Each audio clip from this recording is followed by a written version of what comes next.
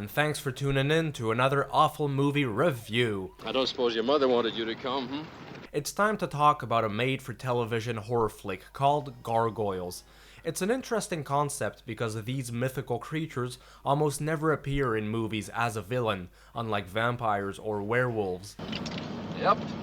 More monsters for fun and profit. That being said, even though this film has a few interesting ideas, and it's not the worst somebody has ever recommended to me, in the end it's still not good and it's forgettable, and we'll see why. But just before we get going, if there's a bad movie you'd like me to review, leave me a comment down below. Don't forget to like this video, subscribe, hit that notification bell, and let me know your thoughts and feelings on Gargoyles. You pipe down and get some sleep. Our central characters are a university teacher named Dr. Bowley. He's an anthropologist and researcher on mythical creatures, folklore, who enjoys debunking supernatural phenomenon. He's got his daughter on the side for a road trip to meet this guy in the middle of nowhere who claims to have the remains of a gargoyle in his shack. You'll see. You'll be glad you came to see old Willie. Sadly, Uncle Willie doesn't last very long as they are under attack. The place crumbles down and the guy is set on fire. That's the end of him. Here I am, scared to death, but I managed to grab the tape recorder. Oh yeah, that's great. I mean, Uncle Willie is dead and burned to a crisp, but at least we got the skull.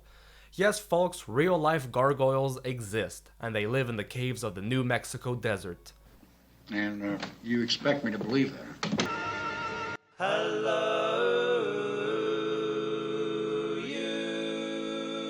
After taking the guy's daughter away, Dr. Bowley gathers a search party to kick their green asses and rescue her. The dry and dusty look of the desert reminded me a lot of the Texas Chainsaw Massacre, but 2 years before its release. For a made-for-television film, the production values are actually alright.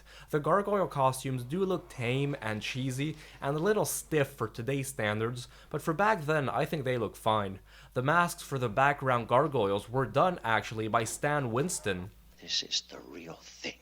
Although some look like mutated chickens and it's pretty ridiculous. Problem is, someone had the great idea to film the actors playing the creatures in slow motion. Maybe it was with the intent of showing their otherworldly supernatural effect on the screen, but it's just frustrating and annoying, especially since when the gargoyles interact with people, there is no slow motion, and when a character is running away, it's shot in normal speed, and the gargoyle chasing after them is shot in slow motion. That just doesn't make sense. We've had nothing but trouble from this kind. Things start to get disengaging during the second and third half when the gargoyles appear. This is mostly because the story lacks depth. Well, I can imagine how he felt. For example, there's the leading gargoyle which can speak English. It would have been interesting to make it another important character in the story, but that's not what happened. I like how the beginning starts with a little narration on the depiction of gargoyles throughout different cultures and history. I would have liked for there to be more of a link between that little introduction and the rest of the story, but in the end, the link between the folklore and the plot is very slim. Oh, don't worry, I know what I did wrong. Since it was shown on television, the makers had to restrain the blood and violence.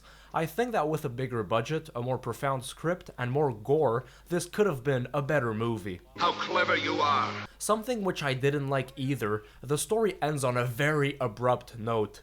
It doesn't finish with a satisfying conclusion, there's no moralistic touch, it doesn't even conclude with any "he tampered in God's domain." He tampered in God's domain. Or just something mildly satisfying to wrap the whole thing up.